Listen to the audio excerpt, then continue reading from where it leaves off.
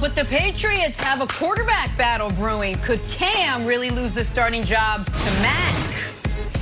Giannis giving us a peek into who he's trying to channel this offseason. Wait till you hear this. And you think someone can tell the franchise that, yeah, your backpack is open, buddy? You wouldn't get by a day here in New York City. Good Wednesday morning, everyone. Welcome to First Things First. Jenna Wolf. We got Chris Broussard in for Nick Wright today. Brandon Marshall. This guy? Kevin Wild's marketing play. Trevor's got that first day of school look, Brandon. You don't think this was an accident? No. Is that supplements in his bag? I don't know if my eyes are wrong, but if those are supplements, that's definitely a marketing play. These guys are getting creative. How about a backpack bigger than my kid's school backpack? Maybe that would actually help Trevor. We'll get to that in just a bit. We got to start in Green Bay. See, Aaron Rodgers reported for duty. He's got a good book bag after he and the Packers reportedly coming to a deal with concessions on both sides. He got himself a real backpack this summer. Packers get the MVP back. Amazing. In the mix for the start of camp. Look at Rodgers sporting that summer look. He's feeling good. He spent time in Hawaii. He's focused. I like the shades. The MVP also wanted more control, if you recall, over roster decisions, and it didn't take long to flex that muscle. Packers reportedly working on reacquiring Rodgers' old buddy Randall Cobb from the Texans, because Rodgers said, I think that guy is what I want. Texans receiver Brandon Cooks weighing in on all of this.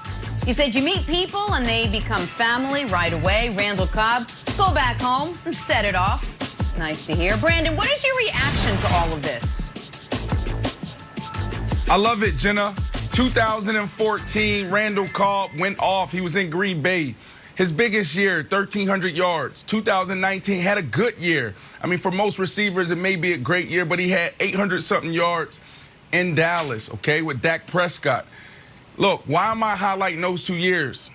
Because outside of those 2 years, he hasn't really lit up the stats sheet. He hasn't really lit up the end zone. That's not who Randall Cobb is. So why would Aaron Rodgers be wanting this guy in year 10? Yes. Because of chemistry, because of connection, because of the continuity. I go back to my Denver days with Jay Cutler. When he went to Chicago, I went to Miami. We called each other after one Monday night game. Jay Cutler was getting hammered, and he said, man, I need my guy. The next year I was there, and we picked it up right where we left off. So Randall Cobb, if he's not a guy that's going to give you, 100 catches or, hell, even 70 catches and 1,000 yards, then what is he good for? He's good for the person that's going to be on the field to be that security blanket. When it's first down, we have to win the sticks. We have to get a hit of the sticks. That's why you see most teams try to run on first down. We just need positive yards. But if we're going to throw on first down, I need to make sure that guy right there in the slot, Randall Cobb, is going to be able to come down and get open. That's what we need. And Randall Cobb with Aaron Rodgers, they've done that. Third down, this is where the game is won. We're talking about situational football. You have 3 options on one route in the slot or even outside. Are you going to make the right decision? That's where most guys, veteran guys and rookie guys, separate themselves. Like the veteran guys, they are going to make the right decision 98% of the time. We can't have Devontae Adams go down. Now I'm relying on these other receivers, and they're not where they need to be. So that's why you bring in Randall Cobb. I can assure you, Chris, this offseason, those guys, hell, Randall Cobb was probably in Hawaii with Aaron Rodgers.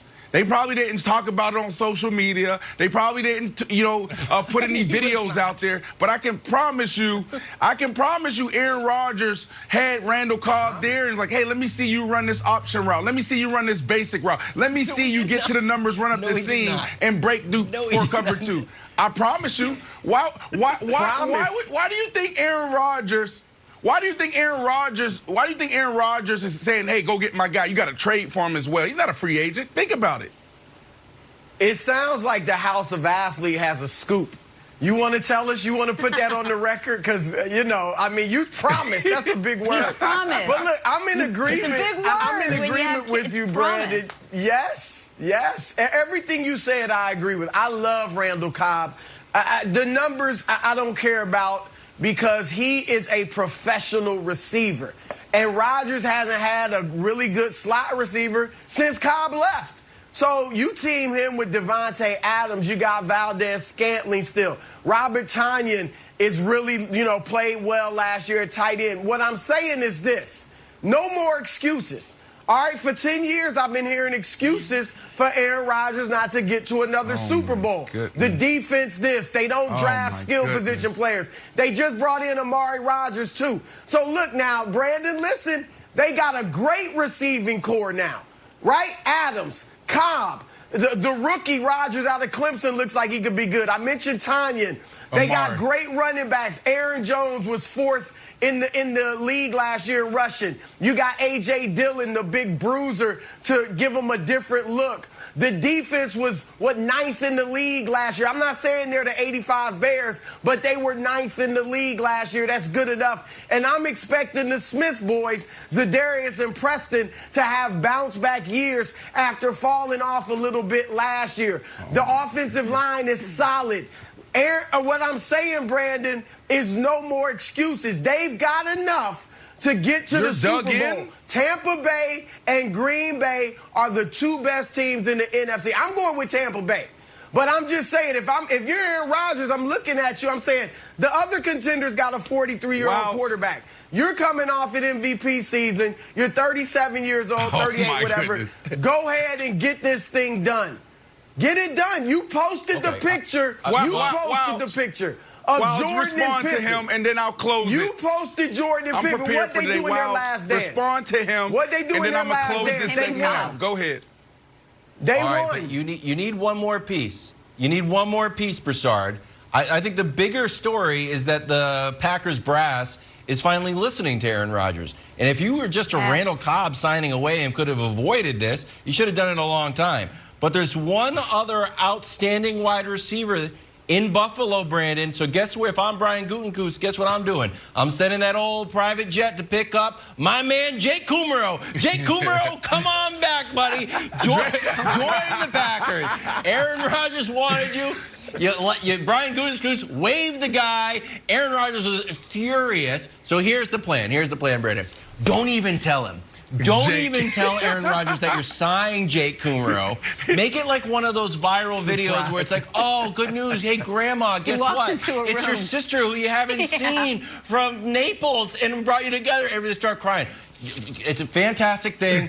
Look for Jake Kumerow to show up soon on the private jet from Buffalo. But in all seriousness, it is good. It's a good sign that the Packers brass, Brandon, are finally listening to Aaron Rodgers, because it doesn't seem like this is a huge bring ask. Jordy Nelson back bring at Randall this Cobb, point. and then bring Jordy's happily retired. No, if he really loved Jake, I think he was mad because he said he liked Jake, and then they cut Jake. But if he really liked Jake, then Jake would already be there, right? Jake was not standing at the Kentucky Derby with Aaron Rodgers. Who was standing next to Aaron Rodgers? That was Randall Cobb. Randall Cobb was standing there. That's why you're seeing Randall Cobb probably be on his way to Appleton, Wisconsin here soon. Hey, so really quickly, I know we got to jump here. So you're going to continue the slander of Aaron Rodgers. That's going to be your position today. That's going to be your position tomorrow, and possibly all year. That's what you want to do? It is 100% slander. You started it yesterday. I believe in Aaron Rodgers. See, why are you underestimating? All I'm saying is you've got a nice receiving core. You've got great running backs. You got a solid defense. You got a solid offensive line. And you're one of the best to ever throw the football. And you posted Michael Jordan and Scottie Pippen, who won it in their last dance. Go win this thing. I believe in Aaron Rodgers. Okay. You're selling him short. Low expectations. You know that goes along with mediocrity. I got high expectations. No, you just said, oh, he gets into the playoffs and he's a different Aaron Rodgers. That's what you said. You try to pull up his playoff statistics. That's what you did. So that's what you want to do. Then I'm prepared today. Well, listen, Jen, I'm going to be quick here. 2014, the Seahawks Packers led by 19-7. Dusty got you want me to keep going? Look. Packers allowed a 35-yard. You know, let me keep. All right, go ahead, Jenna. I wanted to read off my stats. We got 3 hours to discuss all of this morning, and we will. Packers on the field for the first practice a little later this morning, so we'll probably hear and see what happens there.